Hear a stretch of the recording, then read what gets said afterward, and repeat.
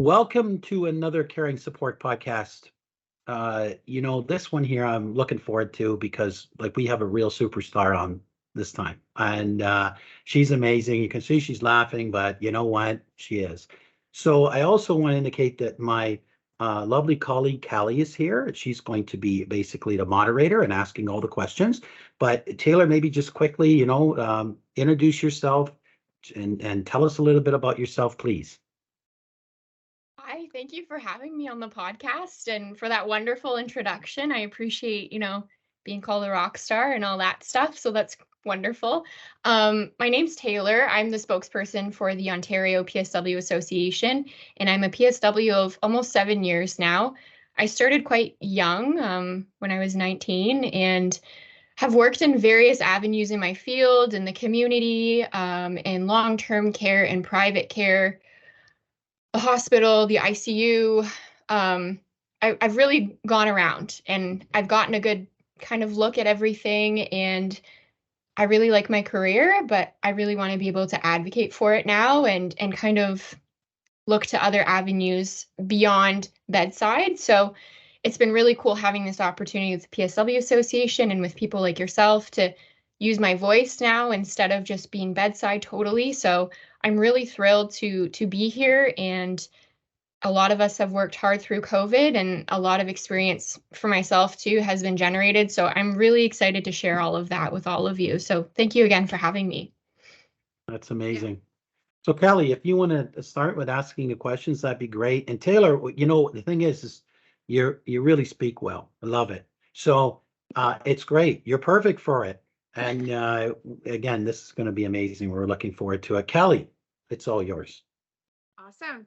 Well, Taylor, it sounds like you've had quite the career. So our first question for you today is, what made you want to become a PSW to begin with? You said you started early on. So what made you want to get into PSW? I feel like it's sometimes really rare in our field to start when you're a teenager. A lot of people come back, as a second career, or, just later on in their lives, they decide, they want to change it up. So they come to be a PSW. But what I really wanted to do at the time, and it sounds cliched, and I think a lot of PSWs can relate to this, is I wanted to help people. And I don't think I really fully understood what that encompassed in the PSW field.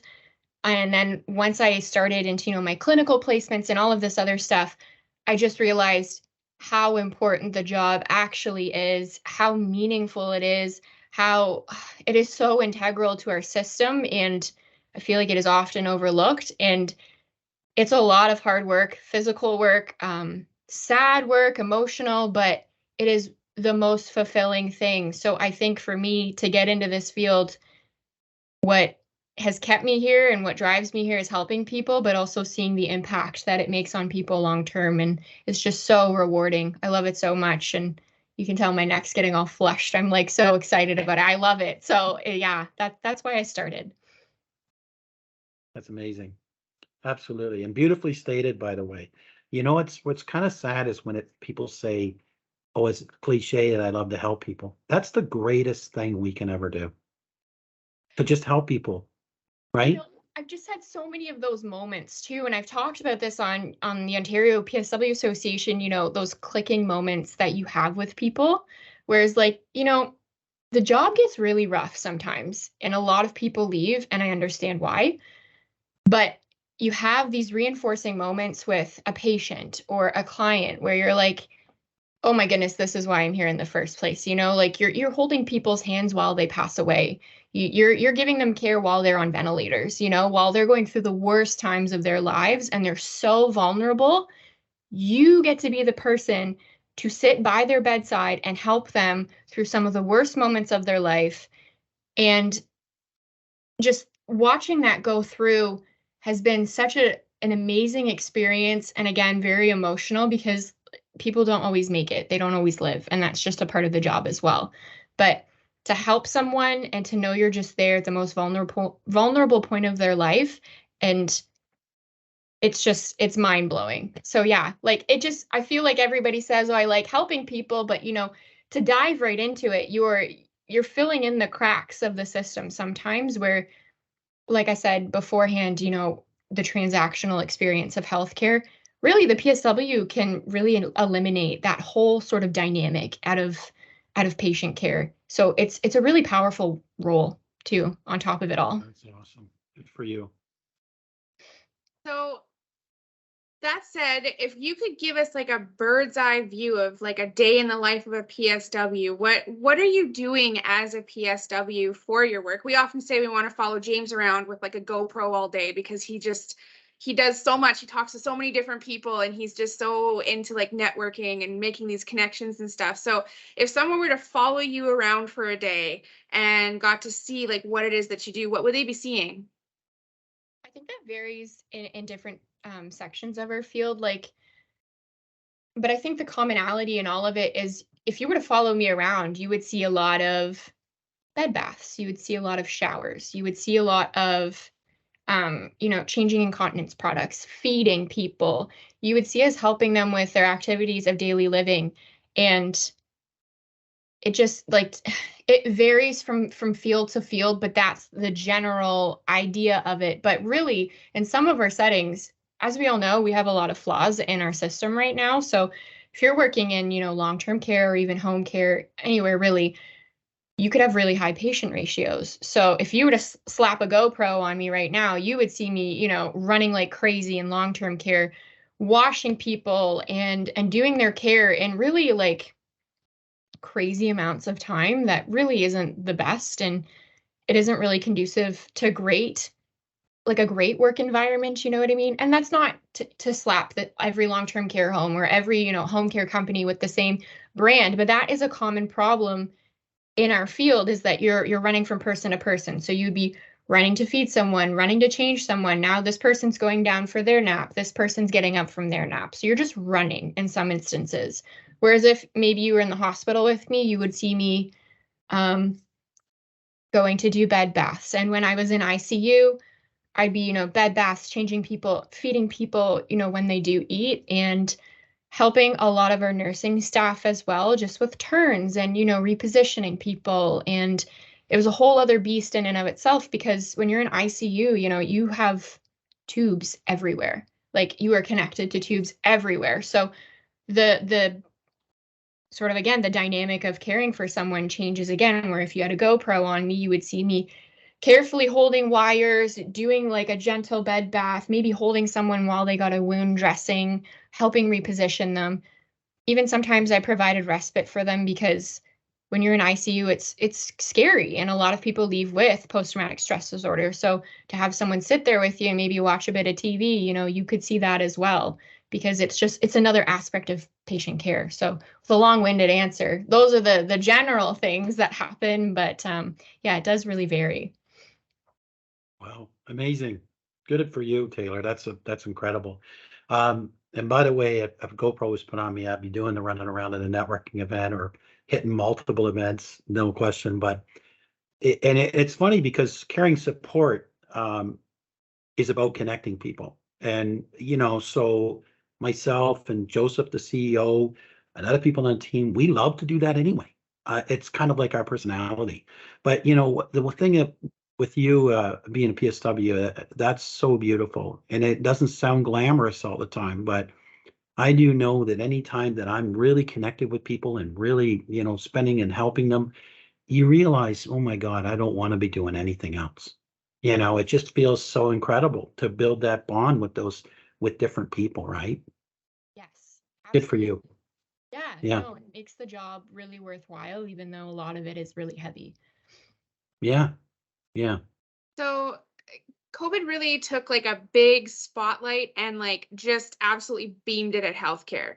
And it just seems like all we hear about are, the screaming for, the help and the struggles and stuff that everyone is facing.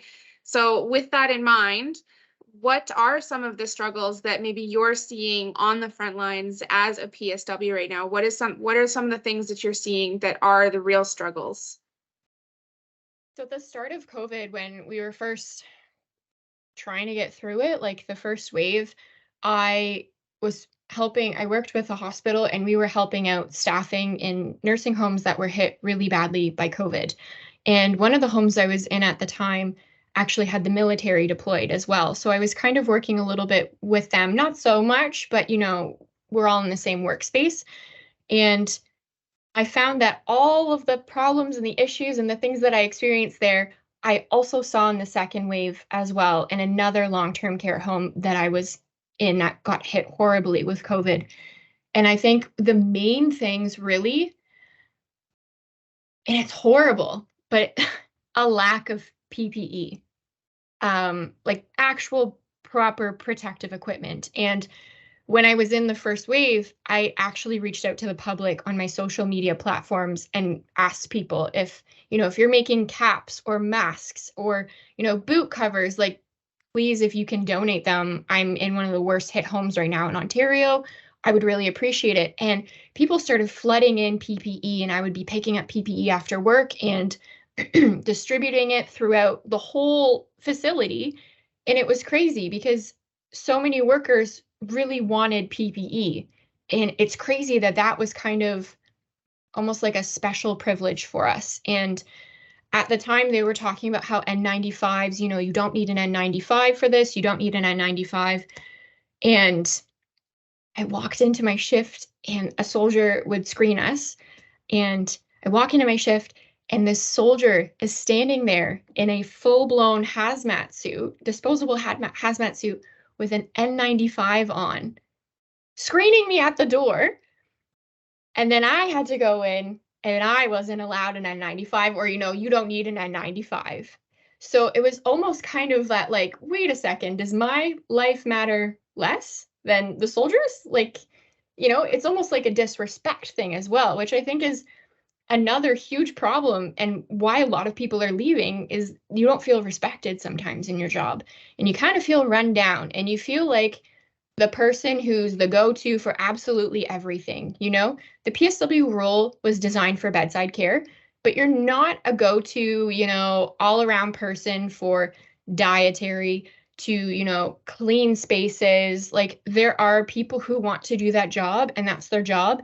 And I feel like some places treat the PSW as, the one-stop shop for that. So again, like, respect, proper PPE. In the second wave, I wasn't even handed the right PPE, and I got COVID immediately from working there. It was just before vaccinations came out, so I was very disappointed. It was not well maintained in there. It was really unclean, like very unclean. And honestly, in both spaces I was in, it was almost like a free-for-all. It was like, where is management? Where is everybody? You had positive residents that had, Alzheimer's, dementia, wandering around, touching everything. So there were no real clean spaces. There's no proper place to eat your lunch. There was no, people were changing in the parking lots out of their scrubs. And, it was so wild to me that this was our system that we're promoting to people. It's patient-centered care. Give us, people pay thousands of dollars to live there and buy a bed there. You expect that they're being taken care of, when really you walk in the door, it's a free-for-all. Nothing is clean. PPE is being held on to like it's, a precious resource, and workers are being just run into the ground. You can't give proper patient care when you have an entire unit to take care of yourself. You're just running and you're just trying to get people changed and fed, and that you're not doing the best job, but you have to keep going and doing it, because if you don't, the next person doesn't get changed and fed. So you also have, like I said before, you had the fulfillment aspect, and that's why you stayed, but you're not getting that anymore. You're walking away from your shift being like, I don't even know if I made a difference today. I feel like I just fed and changed people constantly. I don't even feel good about the work that I've done. We don't have those sort of rules in place and the proper patient ratios in place. We also don't have autonomy, regulation. And like I said, the whole respect aspect, it's huge, and people are walking away, and we're seeing a shortage, and it's a massive problem because the ratio of PSWs and LTC, we are LTC. We make up the entire, pretty much almost all of the staff there. You have your dietary, you have your janitor staff, you have the nurses and things like that. But PSWs are basically taking care of all the units with bedside care. So again, like, I'm doing a long-winded answer here, but there was so much to unpack from COVID.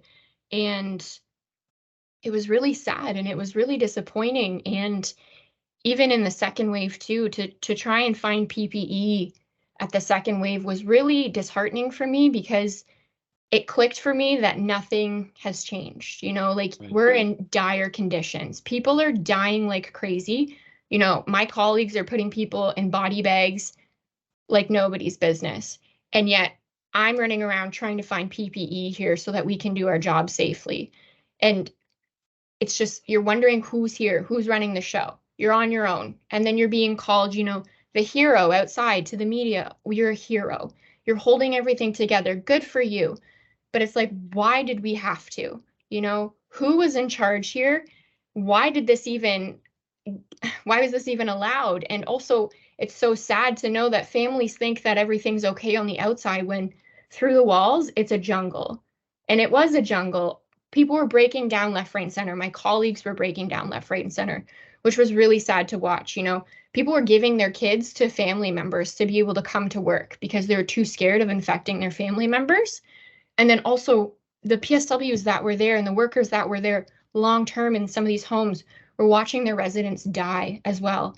It was all of this stuff, and they were breaking down. I watched people break down so badly that it even gave me post-traumatic stress disorder as well. Just being in these homes alone was so scarring for me because, like I said, it was all allowed. And then all over the media, it's patient-centered care and you're a hero. But behind closed doors, we're left alone. We're thrown to the wind. It's just, there's so many issues that I could just keep going and going and going, but those are the main avenues, and they were there before COVID. COVID just kind of put a spotlight on them big time. Yeah, that's true across a lot of parts. That I tell people what COVID did is it just really ripped the Band-Aid off and showed you what's really going on. And anything trying to hide it and dress it up and everything.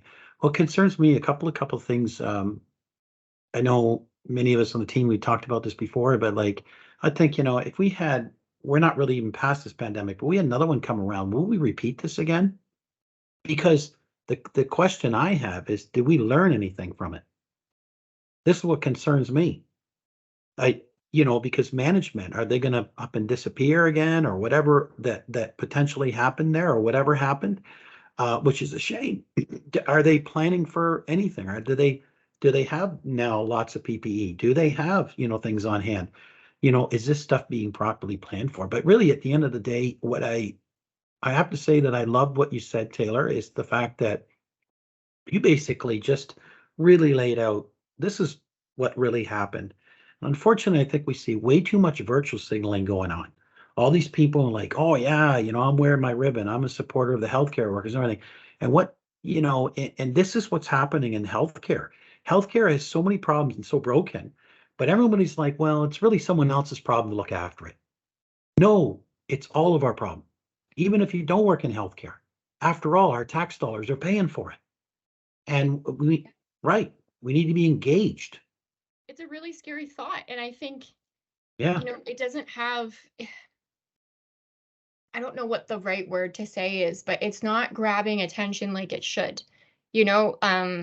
I think when people hear the word long-term care, they're like, oh yeah. And like you said, it's another person's problem until that person has to rely on it or have a family member to come in. And then you realize there aren't enough resources here. And I am paying thousands of dollars for this bed. And that's what just really got me too. In one of these places, it was the worst place I've ever been in. The worst place. Got the wrong PPE, got sick, watched, people break down. It was horrible, horrible place. And I go in the elevator one day and I see a breakdown of the prices that people pay. They had it just on a poster in the elevator. And I was just like,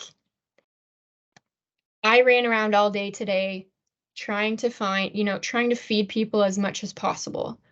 I had to go to the basement to find clean gowns for people because laundry wasn't being done because there was no staff. Either they were sick or gone. I don't know. Your family member might have been sitting in the same top for the last couple of days, getting a meal that maybe they don't like so much, but that's all I have at this point, and I'm changing them and I have to just keep going, and it is a horrible, horrible feeling. was changing this woman, and she just wanted me to sit there and talk with her a little bit because she was isolated in her room by herself. And I had to say, I'm so sorry, because it was only me and one other PSW for the entire unit. And I said, I have to go. And that felt horrible to me. And that's when I realized I'm not even doing my job anymore. I am just trying to survive at this point. Right. And, it's like, how did that get there? I had another woman who I gave her a meal, and she was sitting up in her bed, and I felt so bad for her, and she was talking. I said, here's your breakfast. I'm really sorry. And she said, I don't want this. I said, this is all I have. And she started crying. She cried to me and she said, I hate it here. And I was just like, I hate it here too. Like I do, like that sort of a thing people don't see in the media. People don't see how it is really impacting those that live in these spaces, that pay thousands of dollars for patient-centered care. Nobody is seeing that. And like you said, it's always someone else's problem. But who is going to take responsibility here? Who is actually just going to provide the proper protective equipment for their employees? Who's going to clean the space like they should have already cleaned it already, Yeah. I'm grabbing PPE, and I literally had someone, she worked in an office, I don't know her job title. She said to me, we're not actually supposed to be out there right now, and handed me the box of gowns. I walked out the door. She locked the door behind me to all the offices. And I thought, wait a second, you're not allowed out here, but I can go out here. Like, again, is my life undervalued? Like, I don't know at this point. And also, you are probably someone who is in a position of power here. Why are you locking the door? It is a jungle out here, and you're locking the door so that no one can come in. You can't leave. And then you go outside, and it's the hero thing, and it's put up the good fight, and all of that stuff. And it's like, it is so much more than just COVID at this point. We are crumbling, we are failing in so many different ways at this point. And like you said, I don't even know if it's going to change, and I really hope it does. Yeah. But it's a 911 emergency situation. It's not a casual situation. Like, people are breaking down. It is emotionally damaging. It is physically damaging. It's neglectful. It's horrible to be a part of as a worker. It's not why I got in the field. It's just an all-around mess, Yeah. Wow. Thanks for sharing that, Taylor. That was amazing. Good for you. Unbelievable. We have to try and keep back on our time frame, though. Callie, that's okay. No, I think good. this is very, very good. It's extremely impactful, and I think our audience is going to just really think, wow, they just love everything about you and how honest and open you are. Thank you. I'll try to keep it a little bit shorter. No, it's okay. That's okay. Okay. So you had mentioned your struggles with like PTSD and stuff from working in long-term care as a PSW during COVID. And we know that there are a lot of different healthcare workers, PSWs, nurses, doctors, everyone, paramedics that are dealing with PTSD, burnout, depression, anxiety, complex PTSD. And, the question becomes, and this is going to be a bit of a two-parter, but the question becomes, what is your why that keeps you going? What keeps you going back, even though you face all these struggles day in, day out? It doesn't seem to be ending anytime soon in terms of the struggles. What keeps you going, and what kind of practices do you have for yourself in terms of making sure that you stay off that burnout train? So self-care type things, or any pieces of advice that you would have for people who are starting to feel that burnout, anxiety, depression coming on? That was a good question. I missed the first part. I'm so sorry. I heard it and I was like, yes, I'm going to answer that. And then you went with more and I was like, oh no, okay. I think she thinks like I do. No, that's okay. So the first part was just, what is your why? What keeps you coming back to do your job every day? Yeah. That was it. Okay.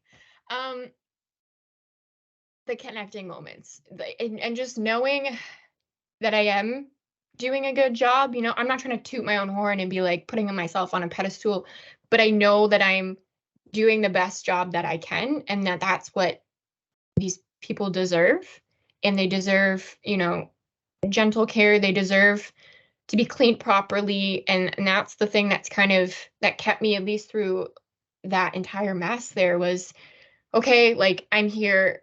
If no one's going to be here, at least I'm here and I can give these people the best care that I can. And I had some clicking moments, you know, again, I had clicking moments in there among the mess. And I actually met a man there that had Alzheimer's, and unfortunately we weren't able to sit there and, you know, give him engagement and things like that. And I met with him in the hospital later on when I went back to the hospital, and he was so much better. And I got to chat with him and take care of him in the hospital as well. And that was like a very cool clicking moment for me. And then, you know, also when I'm in the hospital, I had really great clicking moments with patients, you know. Um, I had one man I built a really great relationship with, and he was, you know, alive and well. And then at one point he was going to pass, and he asked me to, you know, give him one last, you know, shave and clean up and all of that stuff before he passed away. And that was something that I did, and we had a great moment together. And you know, he knew I liked Dolly Parton, so we played Dolly Parton all the time. And I got to shave him, and you know, he passed away peacefully that night. And he told me that day that he loved me, and that was really special for me to have someone there. And we, you know, it was emotional and lovely. But it's like, that's why I'm here. That's why I need to keep kind of not pushing, because I think that's also glorified as well. Which, you know, I'll touch on your second part of the question, but that just keeps me going, and it keeps my morale a little bit higher. To kind of turn it off and to kind of prevent myself from burnout, I think I struggled a bit with that, but I also think it was because I didn't fully understand that I had PTSD. I had my doctor tell me that this was textbook PTSD, and I was like, oh, I thought it was a hormone thing. I was like, I think I'm just hormonal and I'm really emotional lately. And my doctor was like, no, you know? So to kind of, I say sometimes you don't have to. I read a good quote, and it was, you know, even though you feel it, it's not yours to carry. And I think that that's very important for us because it's kind of made to feel like it's ours to carry. So, you know, you go to your job, you do the best that you can, and you live with that, and you know that you've done the best that you can. And then you go home, and you know, you don't have to be a part of every Facebook post that's got to talk about healthcare. You don't have to fill your timeline with things. You know, you can make your social media a safe space for yourself, which I think is really important, but was really hard back in the day because that's all we talked about on social media. So you come home from a hard day at work, you'd go onto your social media, you'd see it plastered there. So I think creating little spots of peace and quiet for yourself where, you know, maybe you like to go for walks. You go do walks, you put the phone down, you do your walk, you know that you're doing the best job that you can, and you really try to sit with that as best as you can. And you don't try to take the weight of everything else on, even though it is super, super hard not to. Wow, that was awesome. I'm just going to add something to that, Taylor, if I could. Please. I learned this the hard way many years ago when I fell in love with, like, you know, I was always a kind person. I was always really caring and everything.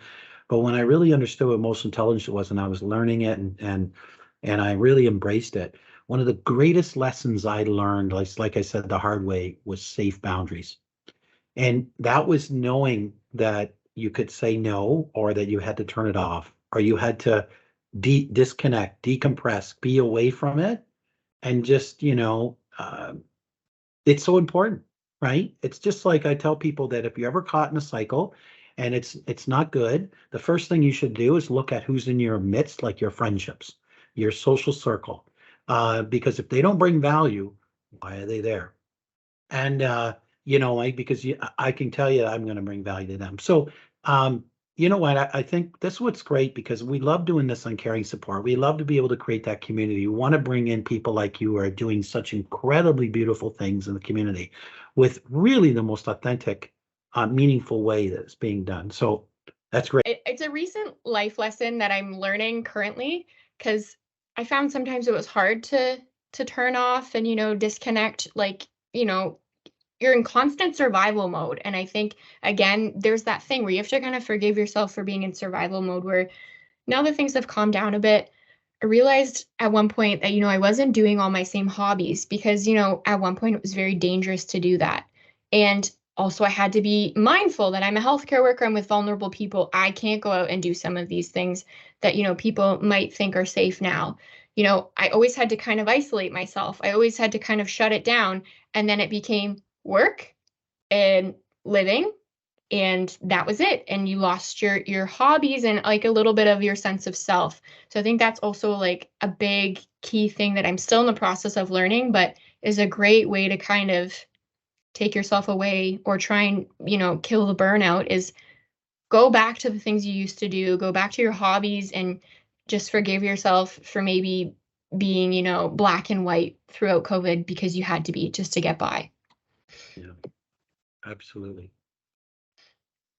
So we've talked a lot about, I guess, like, like the past, like COVID and kind of how things have got up to this point. So now we're going to jump ahead. We're going to talk a little bit about the future. So what are your hopes and dreams, goals, changes even that you would like to see when it comes to the PSW profession, and maybe even like the healthcare system as a whole, or anything else that you've just learned that, there needs to be a change? That's a good one. To start off with that, I would say I would really love to see the PSW scope honored for all that it can be. The PSW can be utilized so well, and sometimes I feel like we're underutilized. We do have a lot of skills. We have a lot of specializations that we could be doing, but it's just not being tapped into right now for whatever reason. And I think we would be an incredible resource to help fill some of the gaps, even, before COVID, our gaps that have been here for ages, like we could be doing so much more in our roles, but we're not. I really hope regulation comes soon. I mean, we know that it's coming, but it's like, when? When is it coming? We need that. We need that element, it's great for the public too, you're being held accountable to the public as well, which again is going to generate that whole respect aspect that we need and what keeps us going. We need our job to be respected more. We need, standardizing the wage would be incredible as well. I know a lot of people, a lot of PSWs get two jobs to get by, which I know a lot of people do now, just given inflation. But I mean, it would be nice to have one job and to be able to live off of that job. It would be nice to not have your protective equipment held in front of your face like it's a treat. I don't know why that even happened. And again, it was super disrespectful. And I don't know, we're like, it just felt really horrible, like we were being kind of exploited in a way. But I think for the future, I hope that we really start to actually make changes. I've found a lot of the time it's like a media thing where we're just kind of painting the perfect picture. Oh yeah, we're going to work on that. We're going to work on that. And then, you book meetings to work on the next meeting. And then what are we doing? Like nothing is actually happening. It just looks like it is on the outside. We need to create safe patient ratios. We need to, if you're going to advertise that it's patient-centered care, it should be patient-centered care. Then you should have the staffing ratio to fulfill that. If that's what you're advertising to the public, you should be backing that up. And you shouldn't be putting all of the work on one worker, because again, people will work themselves into the ground. And what if something unsafe happens? Who gets blamed at the same time? A lot of the time it's the PSW, it's the worker. It's a worker that's been bound by an NDA that can't say anything, can't speak up for themselves. So again, creating that respect, wage standardization, creating autonomy for the profession, creating proper staffing ratios and patient ratios. And I think for healthcare in general, sounds kind of spicy, but honestly, like egos need to leave the table. I find a lot of the time when suggestions come up, people can take it really personally. And then it becomes almost like a power play game. And it's like, no. We're actually just in it for genuine reasons and to create better healthcare. This has nothing to do with you personally. I think that needs to really be left at the doorstep here. And I've preached this multiple times as well, but just to kind of leave it off, we've really prioritized profit over actual healthcare. And if we can cut corners to make an extra buck or two, we're doing that, which it's costing people big time. So with all of those in mind, I think we could really move forward if we actually just looked at the system again and just made adjustments and really actually rooted for the worker on so many more levels than just a, you know, performance for the media and performance activism for the media. I think, yeah, we could generate a lot better than what we're doing right now if we actually just cared. You know what's an interesting thing that you said, Taylor, is and this has been a lot of this has been the common denominator through a lot of things. This is a major leadership problem. And you know, leading by example, number one. So it's isn't it amazing that the industry, if I can use that term, of healthcare can often be the most guilty of this, of a lack of leadership and treating people disrespectfully and everything. And yet it's supposed to be all about care. It's And very yet that's ironic. so bizarre. You know what I mean? So think about it. You hear about places like Google and Apple, and you say, oh my God, look at the cool culture that's there and the way people are treated when they get a new. And I'm going like healthcare, yeah, we're not going to put in like tennis courts and everything for you, sure, but understand it and then, you know, like have a, you know, like whatever those the different rooms they would create that's all about taking that break and fun. But you know, the time of COVID, where were the leaders gone? They were gone. They didn't lead by example, right?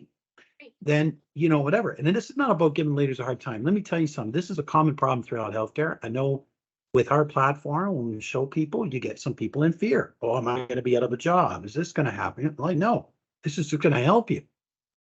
And, you know, but you see, I think so many processes, ideas, and leaders are all of yesterday. And yeah, and I hear stories about, you know, people that leave, they get on our platform and they're like, yeah, James, that place thinks it's okay to yell at people and I'm just not done with that. And I'm going, what year is it? You know what I mean? Like, this is still acceptable practice. So it's really a shame. It really is. It is. Yeah. And to kind of go off what you said, it's not every single leader. And even I've No. had, you know, DOCs and really like big bosses of LTC and things like that be like, thank you for advocating, you know, and sometimes they want to make the change, but they can't either. And sometimes in their position. So I'm not trying to, you know, take punches at everybody, but No. it's a massive leadership problem for sure. And you're hearing about some of the stuff that I'm telling you from my own eyes that I've seen and heard. And it's like, how's that allowed? How did we let that happen? And then also looking forward, it's like, how did we not learn the lessons that were happening in the first wave and fix them for the second wave instead of just crying out for help to the public, you know, getting the NDAs, whatever, and then Yeah. putting the workers in and go, okay, fix it. You know, like it's a not even a band-aid for a bullet hole. It's not even a wound dressing at all. It's just trying to scrape by. And again, I think it's all because of profit and we can make money off of it. And, you know, if we cut out using, I've heard of people rationing briefs and incontinence briefs. And I'm like, what? You know, because you know people are generating a huge profit from this. And you know that the money is there and we know that it can be used for patient care and it just isn't. And it's a big ego battle as well. And I just wish it would stop because Yeah. people are crying out for the changes that need to be made. All we have to do is listen and implement them. That's all we Yeah. have to do. Yeah. And it's amazing is how people in healthcare leadership, whatever, like, why are people leaving? And you're like, you know what I mean? Like, dude, did you not pay attention? So no, it's not every leader. I've met some amazing leaders. I've met people that are very impactful. They totally get it. And I've said a long time ago to the one fellow, this friend, who said, you know, I think every single healthcare leader should absolutely mandatory emotional intelligence training. Absolutely mandatory. That they really understand empathy. Here's a novel idea. When was the last time you walked the floor? And we were like, you know, sorry, but that's part of it, you know. So Taylor, I'm not gonna forever. I can tell you that we're a real team. We treat everybody amazingly well. The ego does not fit in the crap. It's like, tell us how you really feel. Let's just really work together. And then it creates a beautiful thing. As you said before we started the call, that I love you guys. You get all this energy. You're so well, you know, guys. Yeah, we're having a great time. The Caring Support is a tremendous project where we are actually really trying to make a difference. That's it. Trying to a purpose-driven organization. And you get that Anyway, by working together, you know? yeah, It's yeah, unity and yeah, it's yeah. just And where the leaders lead by example, not say you do this, you do. Now, we're nowhere near the size of a lot of healthcare facilities, sure, but I can tell you this mentality will always be here, always, right? We think about the leaders of tomorrow. I know just this last year, the Ontario government paid for a lot of people to, or they were enticing people to go to school and become PSWs. So they paid for tuition, and these people have, they have this huge opportunity at their feet to have a career that can be fulfilling, and they can be these leaders of tomorrow. So when you think about that, do you have any advice for current PSWs that maybe want to be a part of that change, or for people that are thinking about becoming PSWs to kind of bring them into that family to make them those future leaders? I think the big thing is if you're coming in to, make a little bit more than minimum wage and, it's the money that's driving you in, don't come because it's not, it's not a financially, we're not making tons of money. I think if you genuinely want to help people, you actually can stomach some of the things that you will see. I think that's a big problem that I've seen, especially with, we're creating this new breed of PSW that learns online. So the pandemic PSW that really is not getting some of the experiences that they need, and realize after that they've graduated, I actually can't even stomach some of this job. So you really need to be aware of yourself, because you're going to see a lot. You're going to see a lot of, body fluids, but also you're going to see death as well. But with all of that, like I said before, you're with people in the most vulnerable time of their lives, and they are really counting on you to show up for your job. And when you do, and it clicks with them, and you have someone that's crying on their deathbed telling you, I love you, thank you for everything, that's when it hits home. Or you have someone on a ventilator who's writing, I'll miss you, because they were going to another floor, so they were doing good. But like those moments are just so incredible, and you cannot just manufacture them.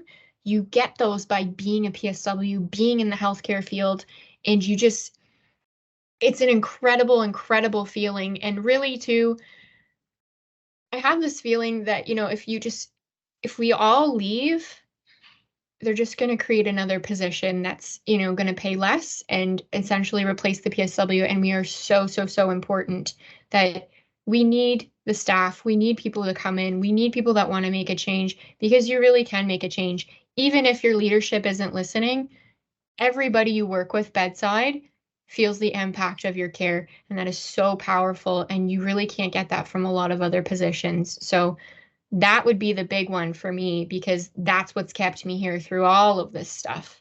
So yeah, if you're coming to the PSW family, I'm thrilled, because it's been one of the most rewarding, well, it's my only career, but it's the most rewarding career in that sense.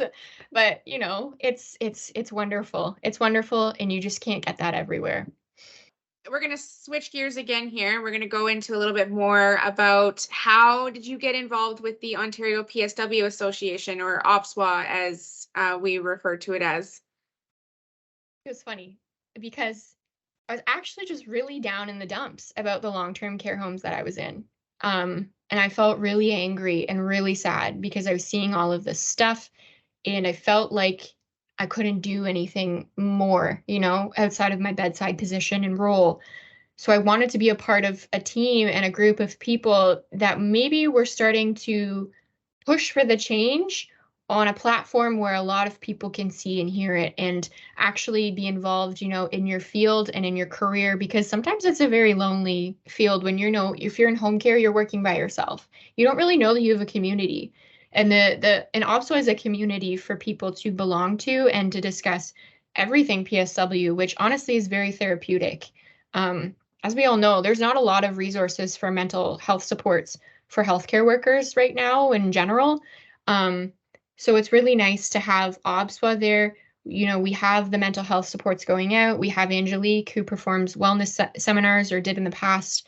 And you really know that if you join, the advisory committee, that's what really drew me in. The advisory committee, which is this committee where you can voice your opinions on things, and, the leadership is actually going to take that and listen and advocate for you, and, on a government level when they can.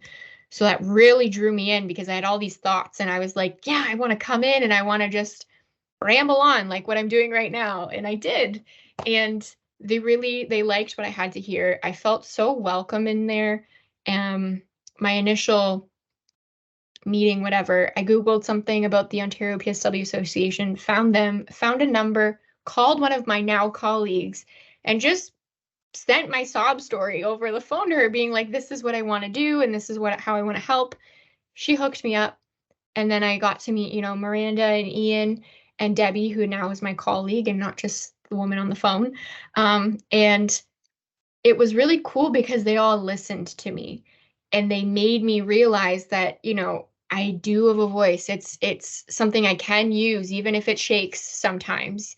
And that was really special for me because then it made me realize that, you went through all this stuff and yeah, like it's been stressful and it's been horrible, but you can take that and you can actually make some change from it and use it as fuel to a fire, essentially, but in a productive way. So that's why I joined OBSWA. I think it's really important for people to kind of stay involved and learn more about your profession, and it's been wonderful. Did I answer the full question or did I just answer part one again? Did I just do that? No, you got the whole thing. I guess I can give you the part two and then we can kind of like wrap up this portion of it. But you are the host of the PSW podcast. So you kind of do what we do, but you talk about like PSW related things. So what's it like being the host of that podcast? And do you have anything coming up that we should watch for? It's been very cool. I'm learning a lot about the techie side of it. I'm not very good at that yet, so I mean, stay tuned for that transformation. But I'm doing the PSW podcast. It is about the PSW, but like I said, Miranda, Ian, Debbie, they just want me to go and run with my thoughts and ideas, and they're very open and very just wonderful, wonderful leadership. So I can go in and I can do different things. I can talk about different, cracks in our healthcare system. I could hold the microphone up to different professions, and I'm really working on that right now, actually. Is I have shows lined up with PSWs who want to tell their story. They want to tell why they became a PSW and all of that sort of a thing. But then I'm also looking into different aspects. Like, we actually have this prominent problem in healthcare right now, and I know this person's affected by it. So I really want to bring them on the show, hand them the mic and say, hey, can you speak to this a little bit more? Because I think this deserves a lot more recognition than it's getting. Or, just going into different avenues. But again, I know it's such a privilege to have the platform. So I want to give it away as well and be like, here, please speak, because people hear it. It's on a whole new platform. And I created 2 new forms of social media. Maybe I'll just plug those in right now, but it's the PSW podcast and it's on Facebook and I'm on Instagram as well. So I'm really excited to get those going and to just kind of start having meaningful conversations where, you're not silenced, you're not slapped with an NDA and told to shush. And, we can really start airing some of this stuff out because, like we said a little bit while back in the show, people aren't listening or they just don't feel like they can be engaged enough. And still, until they start hearing some of the gritty details, and then they're like, oh my gosh, that's horrible. It's like, yeah, we're all screaming for help here. So I'm really hoping the show can be really creating some change and having a lot of different contrast in my shows. Okay, I'm just going to tell you, Taylor, you're awesome. I love your personality and everything. We actually, I'd love to hang out with you because I think we're a lot alike. But here's the thing. What I love about everything you said was, not just the leadership. We've gotten to know Miranda and Ian and love what they're doing and fully back it. And we are partnering all the time with them with caring support. But what's interesting, Taylor, when you're talking about, you want to bring those people right, because I tell people all the time, like we've been doing lunch and learns with schools, okay? And we did one today. And I was doing a presentation. I tell people, just remember when we were talking about networking skills and interview skills before we showed the platform, said to people, just remember the greatest asset you've ever had since you've been on this planet, every single person, is your ability to share a story. And I said, so just remember, so I tell people, what's your story? We're like, they have no problem sharing stories about things they've done. But I said, can you tell people who you are in such a way that when they're listening, they do this? Right? I said, do that. and you will be remembered, right? So, but the thing is, in our podcast, we're trying to do a very similar thing. That's why I have a bit of fun to it with it. We don't concentrate. We hit some questions. We give them ahead of time so they feel great. You know the story on that. But I think what's really important is letting that person shine and letting them know what it is they're great at. That's why they're there in the first place, not us telling them what they, you know what I mean?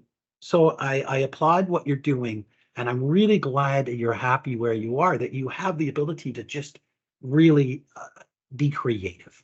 Good for you. That's beautiful. Thank you. It feels wonderful. Yeah. It feels wonderful to have leadership be like, yeah, please go. Like, here's your idea. Okay, great. Yeah, take it away. And I'm like, okay, thank you so much. It's wonderful to be seen and heard by your leadership. And you really do set by example with that for sure. Yeah.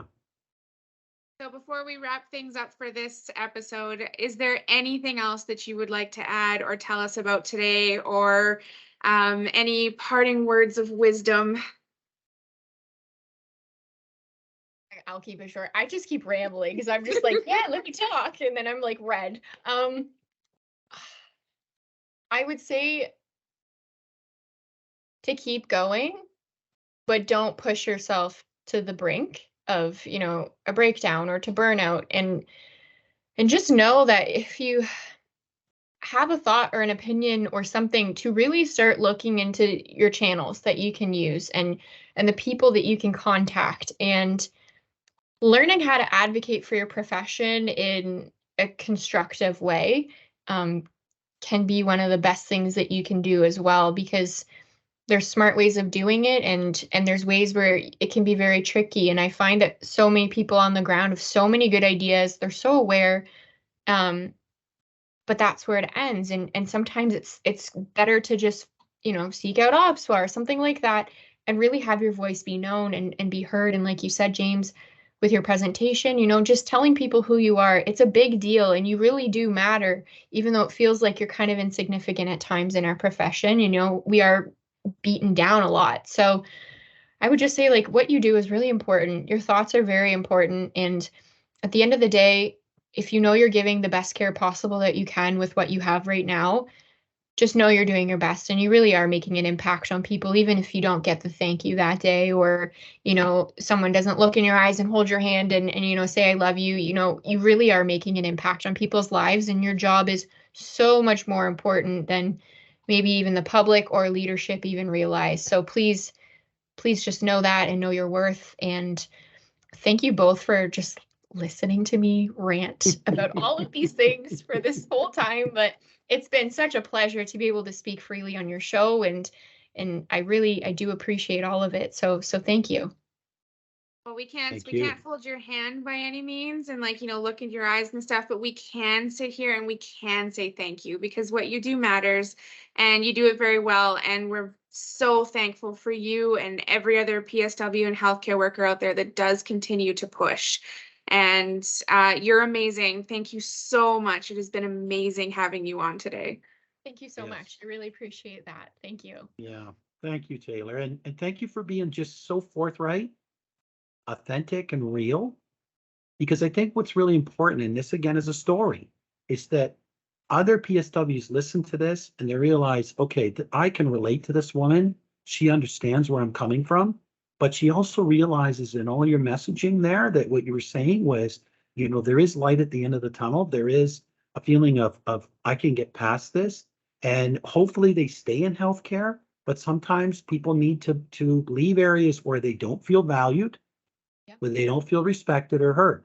And, because at the end of the day, your mental health is so important, because it's so hard to help anybody else if you're not okay yourself. Right? Absolutely. Absolutely. Yeah. So what's it like being awesome? You're going to make me go all red again. Yeah. I'm kidding you. Like, I love to say this to people because, we have some incredible people, and you are amazing, Taylor. Amazing. So, yeah. And thank you, Kelly, for all your excellent work. Those are great questions. Thank you. Yeah. Yeah, you're very welcome. And I am sure we're going to look forward to more collaborations in the future, because this has been an absolutely amazing episode. So thank you guys again. and have a great week. And I'm sure we will be in touch very, very soon. Sounds good. I'm looking forward to it. Thank you. Thank you.